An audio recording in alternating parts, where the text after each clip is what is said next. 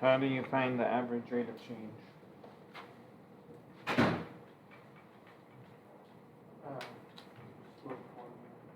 Yeah. This is y equals, I'm going to write it as f for this.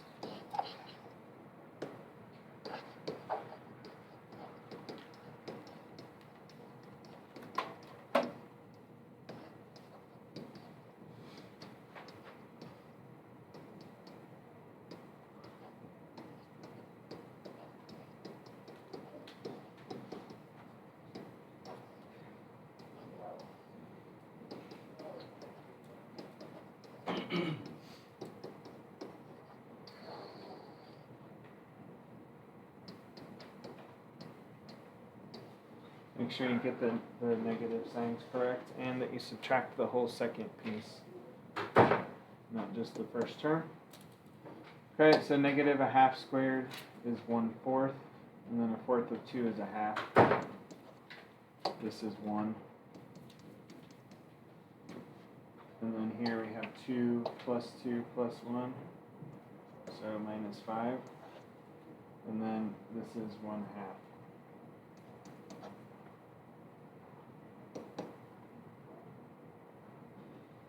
So 2.5 minus 5 is negative 2.5. I'm going to do that though as negative 5 halves over 1/2. And then what happens to the 2's? Okay. How'd that go for you? A lot better. Okay. Yesterday we talked about the factor theorem and did some practice figuring out if typically it was a binomial was a factor of a polynomial. What does the factor theorem say?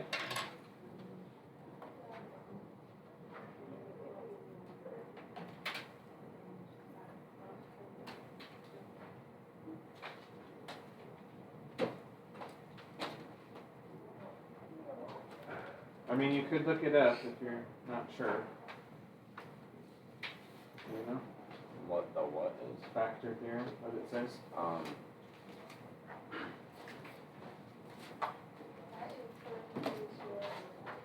Yeah. Good. So if the remainder of division is 0, then the thing you divided by is a factor of the polynomial. Which means you can get some zeros from that. Or a 0. Then we started talking about just factoring in general. So just to quickly remind you of a couple things. So don't forget your GCF, like this one had a GCF, and then that allowed us to factor a quadratic to get all 3 roots or all 3 zeros. This one was a difference of perfect squares. So keep in mind when you see like a 4th, like x to the 4th, x to the 8th, those kind of things, or just x squared even. If the other number is also a perfect square, you can factor it to the plus and the minus version. And then keep factoring from there if it's another one. This one had a couple of non-real roots that don't show up in the graph. And so did this one. This one we did factoring by grouping, where you group the first 2 terms and the last 2 terms, and then try to figure out a way to pull out a factor in a way that leaves a common binomial inside of parentheses. And then we pulled those 2 front terms into its own group because both of them are multiplied by x minus 3. And then that allowed us to continue to solve for our zeros. So it's not like that always works. Factoring by grouping is an occasional tool that you can use, but just keep an eye out for it. All right, grab that packet. Actually, we're not quite there, so grab your notes instead for now.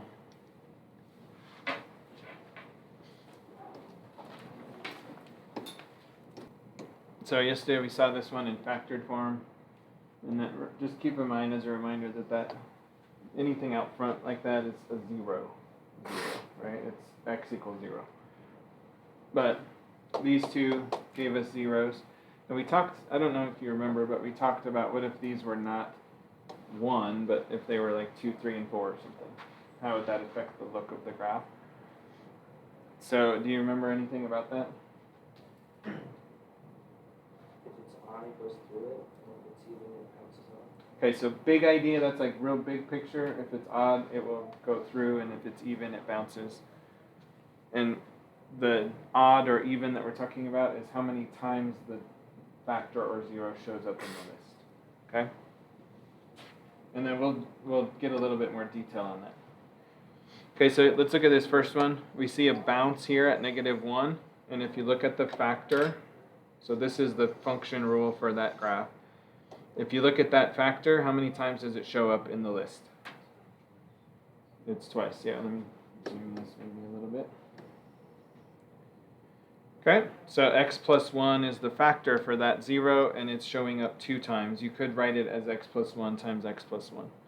Okay, and then same with the x equals 2 or x minus 2 factor. It shows up twice.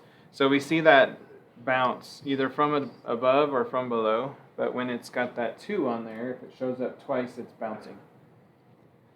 Okay, this one, so 2x minus 1, what is the 0 for that? Positive 1/2. Notice it only shows up once, and the graph passes through as a line. So what I want you to start looking at is, if this was just this factor graph, so x plus 1 squared, do you agree it looks kind of like a parabola in that area? Like a quadratic graph? Okay? And if it was just this factor, 2x minus 1, that's linear. And of course, the graph at that point looks like a line going through the 0. So it kind of makes sense, right? If it's quadratic or a multiplicity, that number of times that it shows up is called the multiplicity. If it's 2, it's going to be like a parabola. And then so far, if it's linear, it looks like a line. Okay, similar here, we have another bounce. But now we have this kind of curve through the 0. What is the multiplicity of that 0? How many times does it show up in the factor list? 3 times this time? Okay? So x minus 3 is the factor that creates that 0 of x equals 3, and it shows up 3 times in this case. And if you look, like ignore this left part of the graph, that is the graph of a cubic function passing through that 0. That's kind of standard cubic graph. Okay? Let's do a quick review of this. What is the, don't shout this out though, just let me know when you have it. What is the degree of this first one? The overall degree.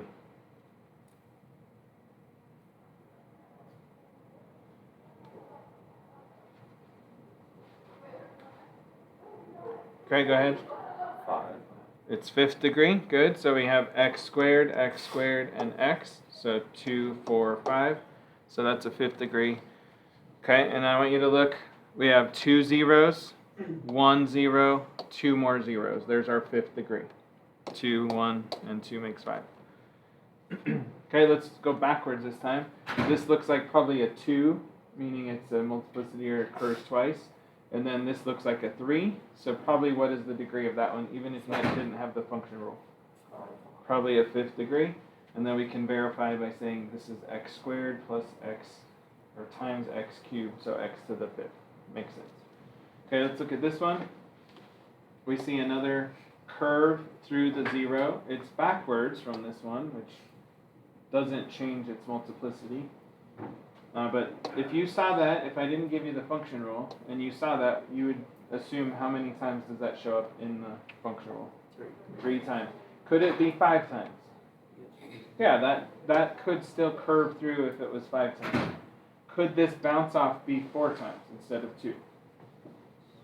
Yeah, okay. In this case, it's 3 and 2, though. So what's the degree of this one? 6. 6th degree. We should have done a different color on this bar lines on the side. Okay, so we have a bounce off, a linear pass through, and then a curve through for each of those zeros. So is this making sense so far? Yeah. Do you see how we'll be able to use this to make better graphs? Okay, again, your goal, I'll give you, this is a 6th degree polynomial, so I'll give you something that says 6th, 5th, 4th, 3rd, 2nd, 1st, all the way down. your goal is to factor it to this and then graph it pretty accurately to this. That's kind of the process that we're looking for. Alright, last one. What's the multiplicity of this? Probably 2, 3, and 2. So what is that one going to be? Probably 7. Good. And if we look, this time x cubed just by itself, that's that multiplicity of 3 on the 0 at 0. So 3, 5, and 7 if we add up the exponents. And then this negative sign out front is why it's odd negative. Kind of cool looking graph, don't you think? Okay, so that's basically the idea behind multiplicity. And when we say multiplicity, it's short for multiplicity of zeros. And all it means is how many times does it show up in our factored form. And then from that, we can understand how the graph will appear. And then also go the other way. So let's go write some stuff about that in your notes before you get started on that.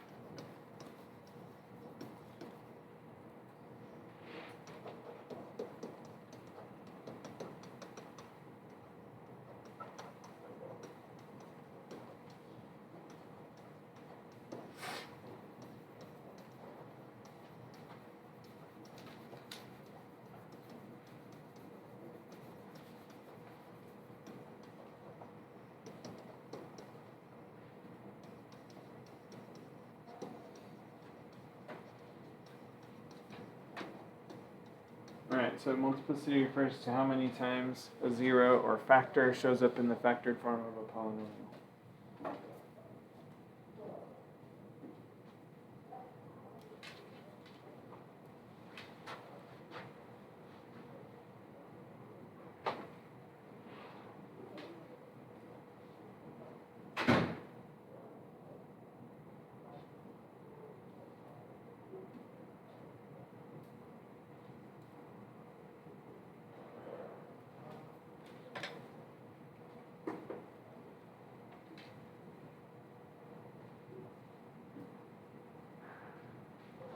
Okay, we can put a little picture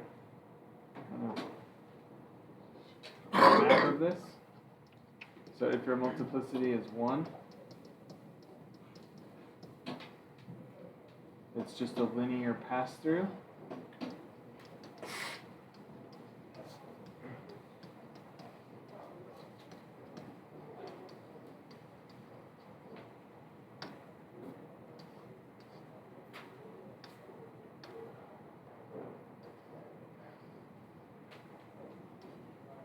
Okay, so it's something like each of those zeros.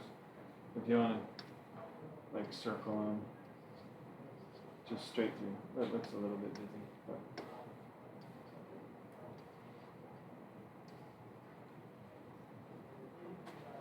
So just straight through like a line.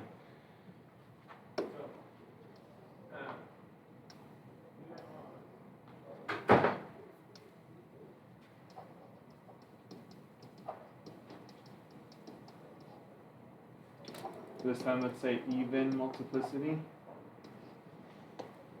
Because it's not just for 2. 2 will be the most common, but it's not just for that.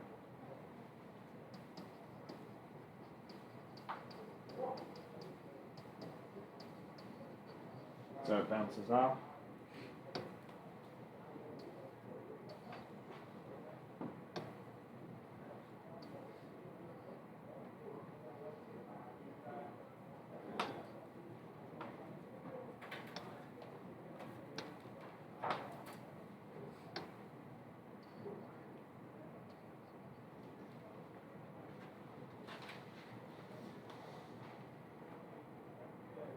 So what could be the degree of the one I just drew? 5.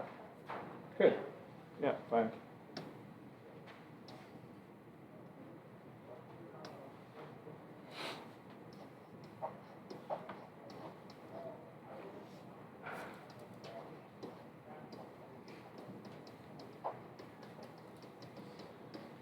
Alright, so odd, but 1 is odd, but it has its own category. So this, we're going to put greater than or equal to 3.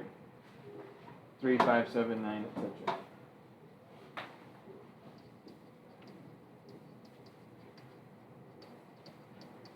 Now it curves through the 0.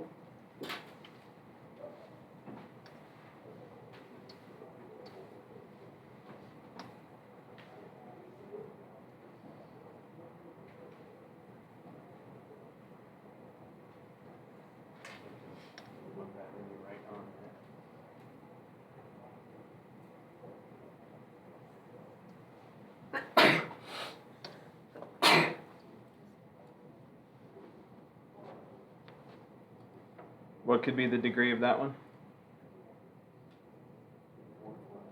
4th degree, right? Because the curve through would be a 3 zeros or 3 multiplicity. Let's write underneath each one of these something that this could be.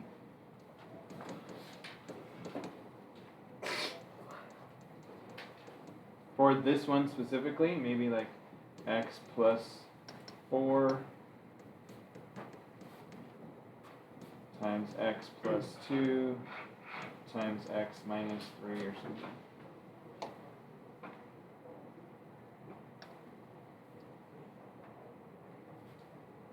Okay, for the next one.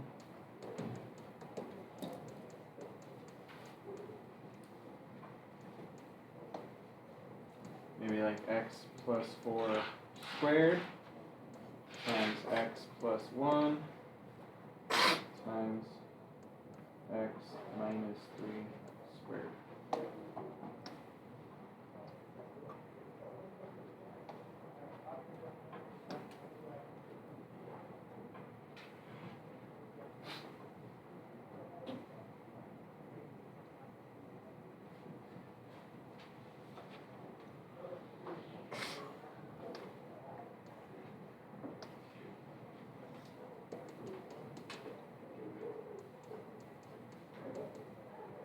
And this one, maybe x plus 4 cubed times x minus 2. So you'll be able to write function rules probably a little bit better. On this one and this one, what do I need to add out front to make it match? Yeah.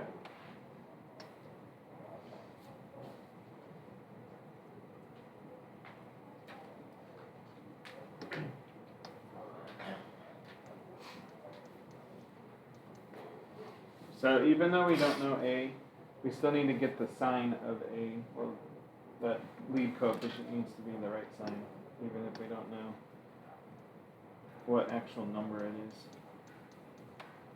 The last one also be negative. This is one. Yeah, it would.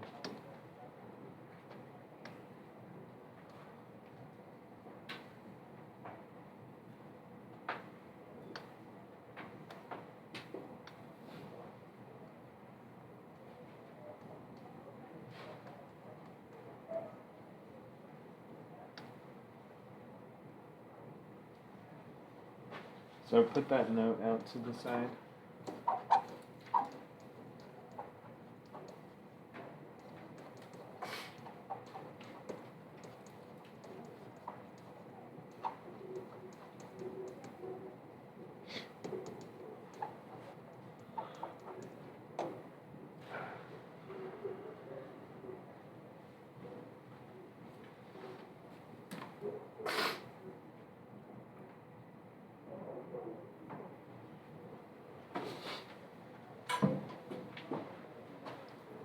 Look at it.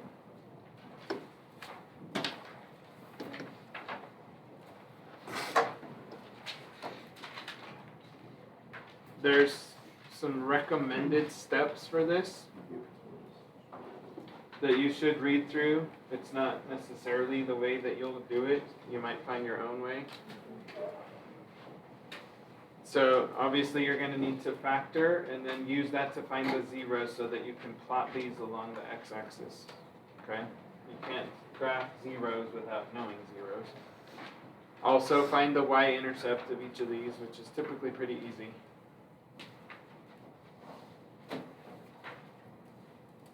Okay, once you know the zeros, you can determine the multiplicity, so you know if it's a bounce, a linear pass-through, or a curve through. You'll need to know the end behavior, so you know which way your graph goes. And then the turning points, I don't know, that's not as helpful once you know the multiplicity, because you know where it's going to have to turn to go do those things. Okay? Do you want to do one together, or are you good to try this? Can we? Let's do it. Yeah, this one is just what? A parabola. It's a parabola, so it's just going to have one, like the vertex, and then in this case it will bounce. So I think we'll skip that one. I mean, you need to do it, but...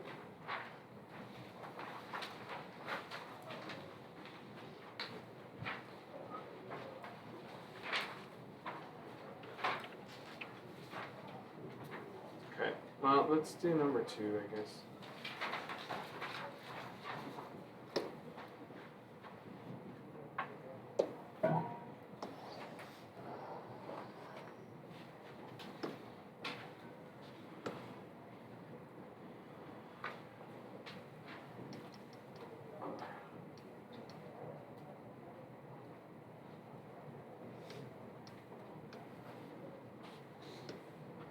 Alright, so let's pull out the GCF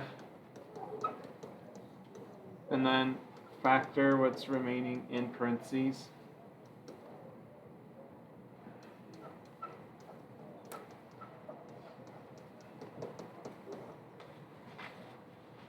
So there's factored form. Now we need zeros. In terms of the A, B, C, I don't really care what you put there, honestly. You just have to do this work. So what is this? End behavior, zeros, multiplicity.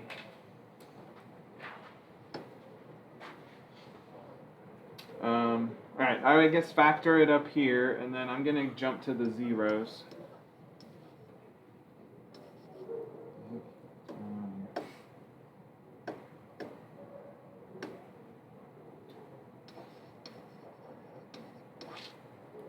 So we have x equals 0.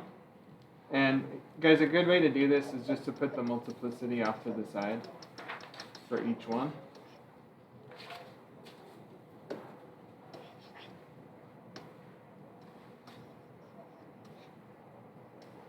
What's the multiplicity of that one? It's 2. Okay, and then we have 5, multiplicity of 1. -4, multiplicity of 1. If you need to, you can describe those to yourself. Like at 0 it will bounce, at 5 and -4 it will just pass straight through. Okay? So that kind of takes care of B and C. A, what is the end behavior of this?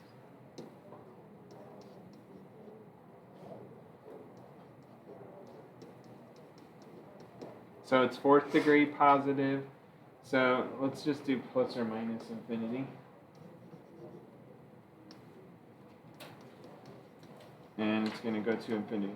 Honestly, probably sketching the little graph is better because it tells you what it's going to look like. It's better than just writing out the description. All right, we're ready to graph. You start with your zeros, so go plot points on the zeros.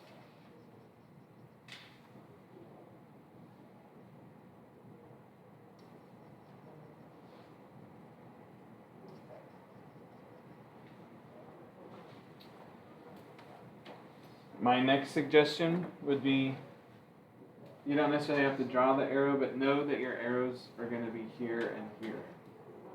Which, they're pretty, not directly above the 0, but it's not like it's way out. You know, we have not seen any that are like this, way like a W, really wide open. Okay? So just kind of, maybe you could put the arrow in if you want. I might put my arrow like here. And here, just so I know where I'm headed. Okay, we know it passes directly through the -4 and also the 5 and bounces at 0. This time we have the x or the y-intercept already. If we didn't have that, we would need to go solve for it. Because this could, you know, maybe it comes way down here and bounces, something like that. Maybe it doesn't quite. But for this one, that's good enough. Bounce there, come up through, and there's your end. Okay. How's that seem?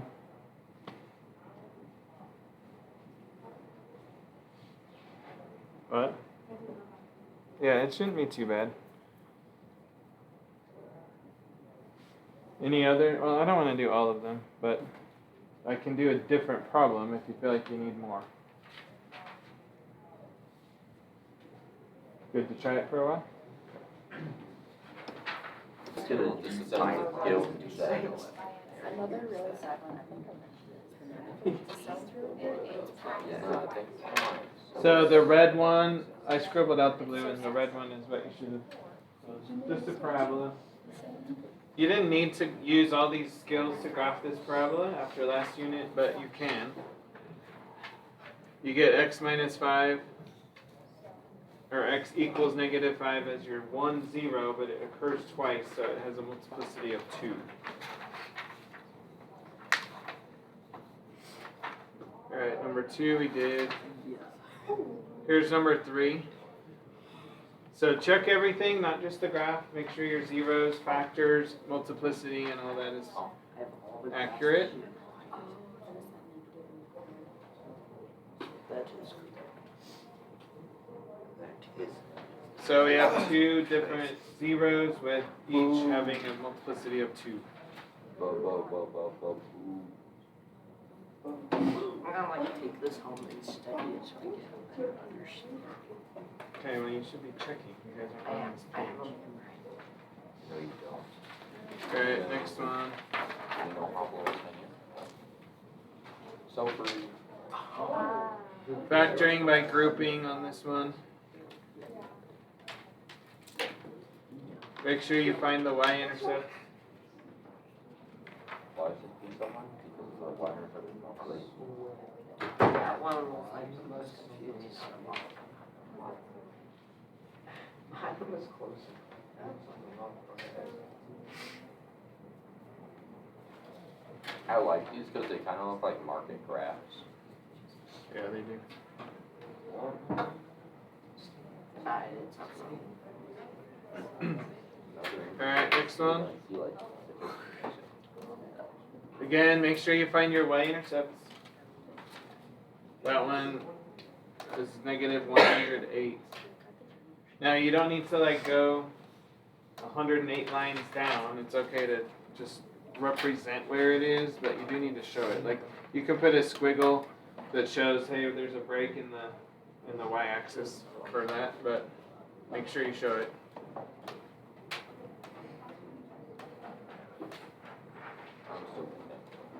How'd that one go?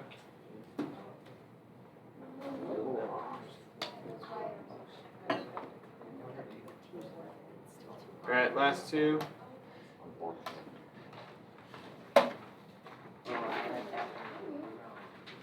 So we have a 0 here with a multiplicity of 3, so that means it's at least 3rd degree, and then 2 linear, which makes it a 5th degree. So you just write out the factors with their multiplicity on there. You don't need to expand to standard form. I got close.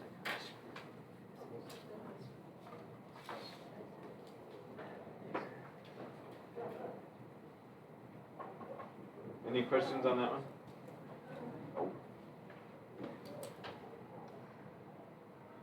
Okay, on this one, same idea, but make sure that your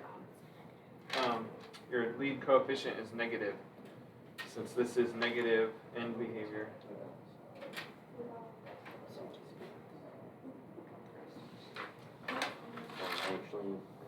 I'm actually. Did I get it wrong too? Yeah, there's a negative. Still, never mind. That's right. Pay attention to me. Okay, how'd you do overall? Give me a fist of 5.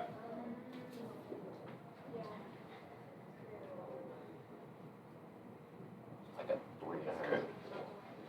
I was pretty good. I don't mind. This. Let's try factoring.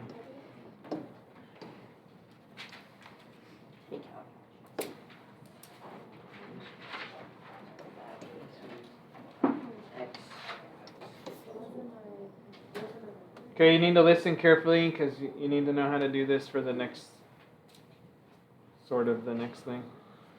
You can just, this one you can just factor like normal, honestly. So you can star it because we can say a times c is -4, b is -3. In this case, it's ax squared instead of ax, but it's fine, and we can just factor it like normal otherwise. Are there factors of -4 that add up to -3? -4 and +1. So we're going to get x squared minus 4 times x squared plus 1. And then this can be factored further to x plus 2 times x minus 2. And then x squared plus 1 does not factor further. What are the zeros for this?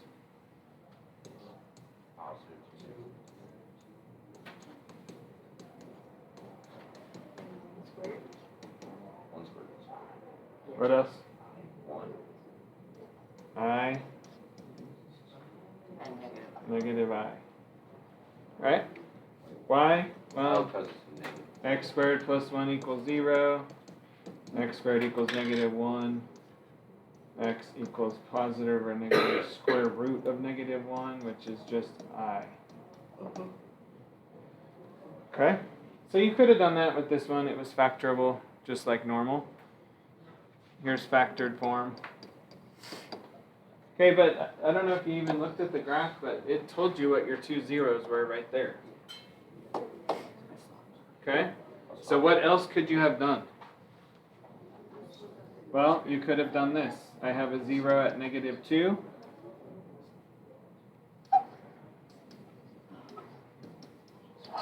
Why are we synthetic dividing? Because we know -2 is a factor. That proves it, but we already knew that because we had the graph. Okay, now we have this, which is x. We don't need to write it, but we have x cubed. Well, you tell me before I just say it. What would these represent? X cubed minus 2x squared plus x minus 2. But we don't need to actually write out the x's, because look, we know that the other 0, +2, is also a 0. So just bring this line down one more. The 0 is the remainder, you don't need that. Okay? That proved, I mean, not that we had to, but that proves that that was also a factor. Okay, and then what is this? X squared plus 1. Okay, so that's another way you could have gotten this third factor, is by doing synthetic division with your known zeros. Okay? So that's that process of breaking down the polynomial. This is a cubic. Now it's a quadratic. Once it's at a quadratic, you're either going to solve with factoring or quadratic formula. Or in this case, square rooting. It just happened to work out that way. Okay, so if you're given a 0, or maybe 2 zeros, or maybe it says a multiplicity of 2, divide. Use synthetic division to break down these higher degree functions instead of trying to factor everything. Okay? Here's another way it could have been said. Instead of giving you the graph, it could have just said x equals -2 and x equals 2 are zeros. As soon as you read or hear that, go to this process to try to get it down to a quadratic. Because again, these kind of functions that you can just brute factor, it doesn't happen all the time. And certainly as we get towards the end of the unit, it won't really happen at all. Okay?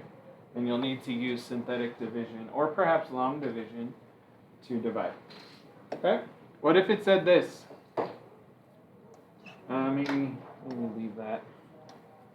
What if it said something like x squared plus 3 is a factor. What are you going to do with this? Same. This isn't true for the one we just did, but I'm saying think about the same problem that we just had. If it said x squared plus 3.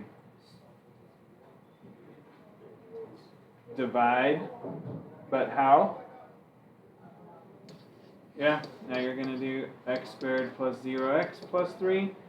This was a fourth degree. What is this going to be? A quadratic that you can factor once you have that result up here, right? Okay? So division breaks down our polynomial to manageable degrees.